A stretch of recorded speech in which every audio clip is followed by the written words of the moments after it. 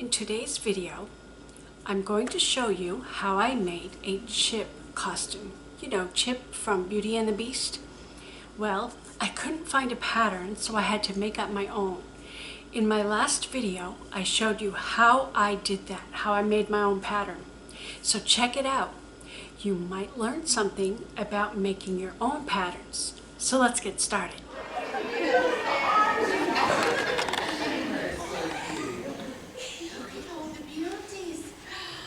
We got a couple of bees up top with a few Oh my goodness. Starting with the base, applying the petals. First, I did stay stitching, which are long, loose stitches that can be easily removed. Turning anything, you always have to clip corners and clip curves.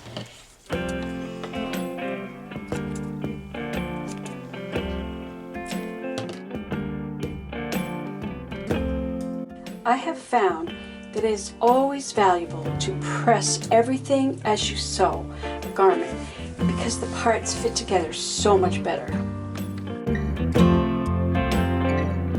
Forget to turn your setting back to regular stitch length, approximately 10 stitches per inch. Press seams open with the edges pressed under. I pin the petals to the base, alternating between the pink and teal petals. Then top stitch them on with matching thread.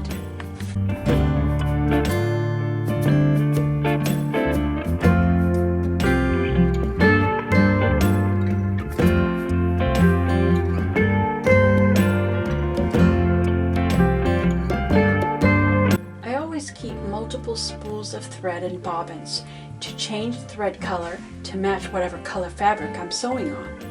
I also keep different types of threads for specific fabrics.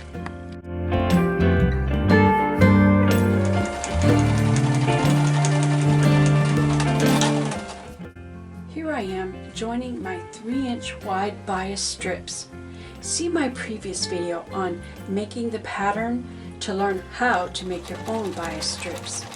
This is how you join them.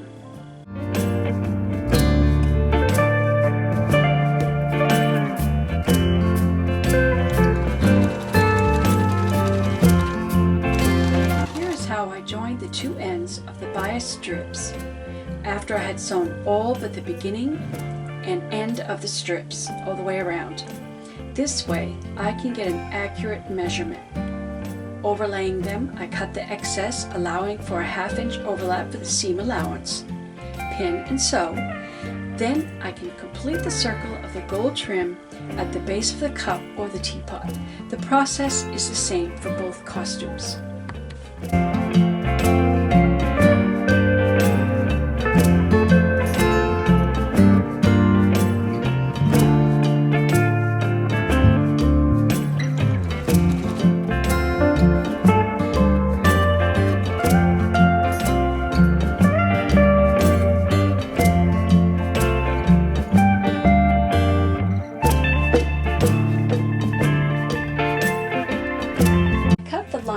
And the filler a little shorter than the length of the base because I want the gold bias strip to wrap around the edge from the front to the back, forming the gold rim or the bottom edge of the teacup or teapot.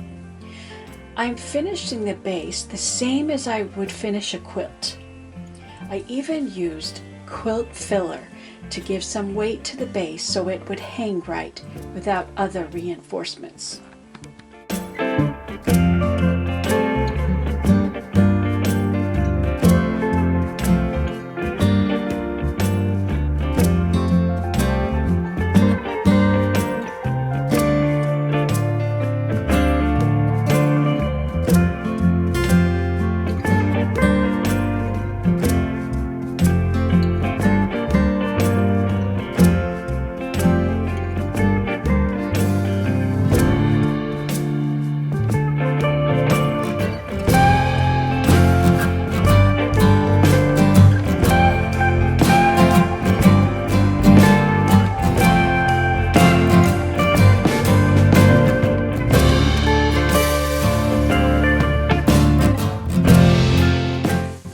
all pinned. What I'm going to do is I'm going to hand stitch this, and after I have it hand stitched all the way around, I'm going to go along this seam right here and I'm going to do a top stitch in the ditch.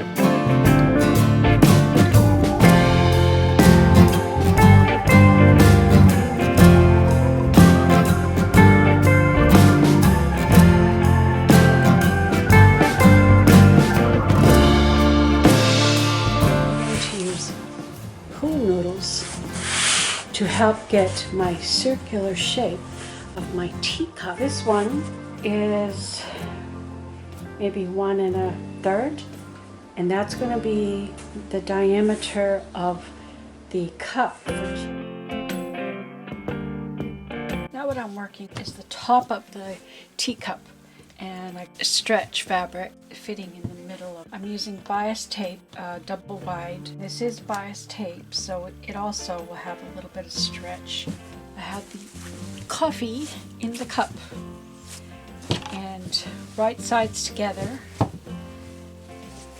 looking at the inside right now. I sewed it I sewed it on this side. In the seam allowance. We turn it right side out. It's all together now except for the handle.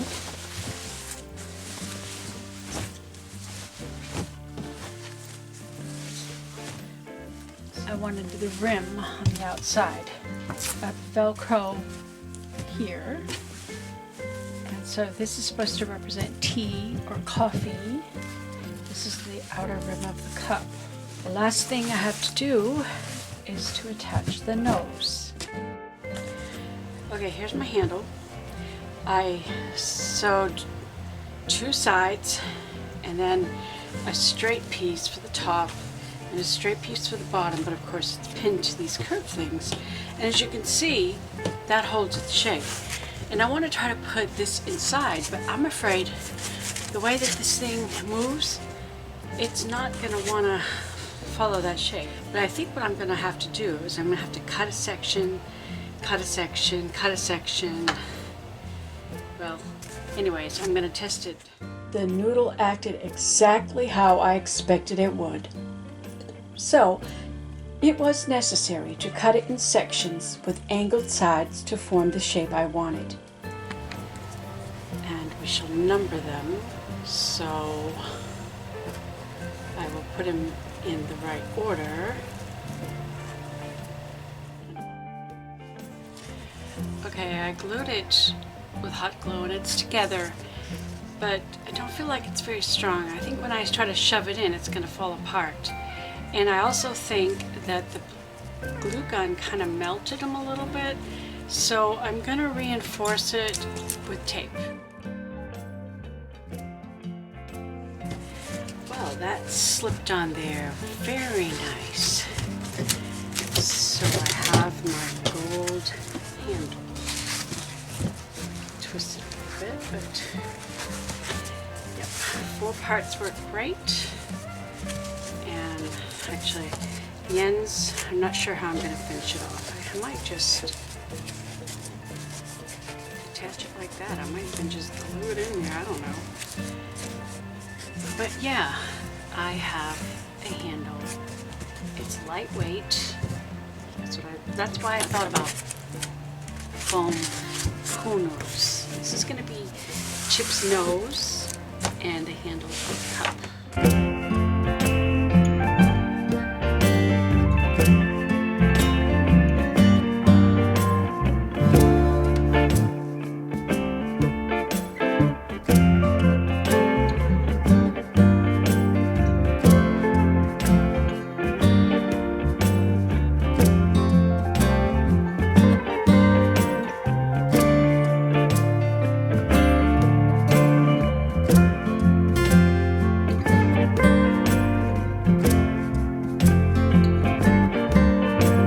Sewn on, just so that we've got everything covered in the parts that will not show.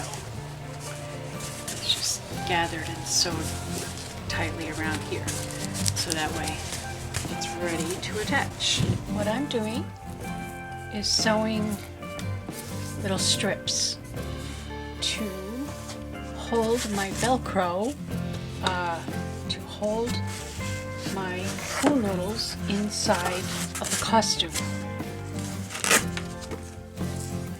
I'm making them out of double fold bias tape. See, it's like this, double fold, and since it's got a raw seam here, I'm using hem tape, a strip of hem tape down the middle. And the only reason I'm doing it this way is so I don't have to cut strips of fabric and turn it inside out and all that. This is just, I had it on hand, so I'll just use it, and I'm using white because my main fabric is white.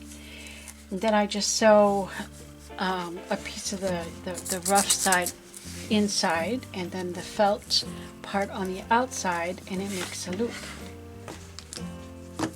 I made sure that I made my template pattern so that it fits my noodle.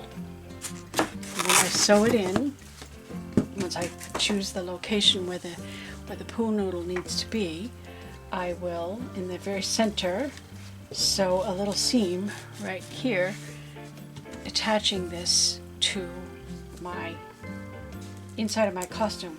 That makes the costume much easier to get in and out of, and also when I store the costume, I can take the noodles out and just store them in a flat plate top of chip, the cup. And originally I had used string to hold my noodle in place, and I couldn't get a good fit. Now I want my noodle to be underneath the rim. This gold is the rim, and so about the center of the noodle is about 1.5 inches. So I'm going to sew my straps on the inside. I'm going to attach them right here. Of course, open it up and attach it right there on the inside, about 1.5 inches from, and I'm going to try to put it evenly distributed. I think 6 will do. I wish I had thought of this before I put this on. That's why on Mrs. Potts I have not yet put the handle or the spout on, because I want to make sure I get all of these on first. Right, now it's time to put the ring in. I have to put it into the bottom because that's bigger, bigger opening. So I just see a pin sticking here. Okay, so I put it in here, and to make sure that it's in the proper place, just below the rim.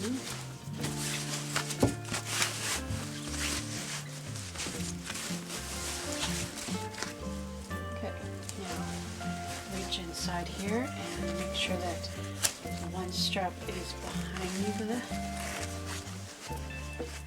the noodle and one is on top. And then just secure it. Make sure it's going to be in the right position. There. Now the hoop is in position, and what I did have to do was I sewed one above each eye, and then I realized, wait a minute, I haven't put the eyebrows on. Oh, so I gotta find the eyebrows. Oh, here they are. I think I will just get me some glue, some fabric glue, and I will glue these eyes on, and that will hide that seam where I just sewed on. So yeah, here's my eyebrows. I need to put them on.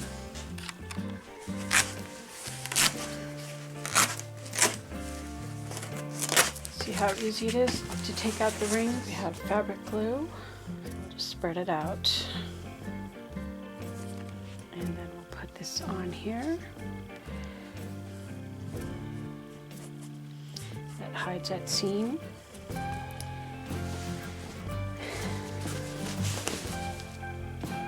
For it to set, I think I'm going to have to put some pins in it. I think the last time I remember using glue, fabric glue, I was disappointed with it.